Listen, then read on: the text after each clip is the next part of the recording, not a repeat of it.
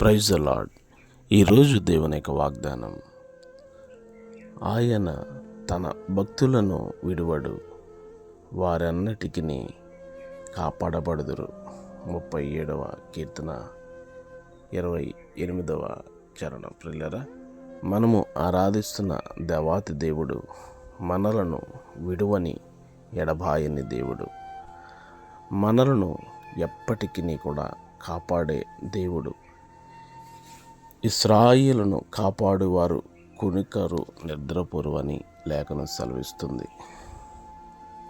సముద్రములో ప్రమాదకరమైనటువంటి స్థితిలో ఆ ధోనిలో ఉండగా తన శిష్యులను కాపాడిన దేవుడు, శ్రమలో యోబును కాపాడిన దేవుడు,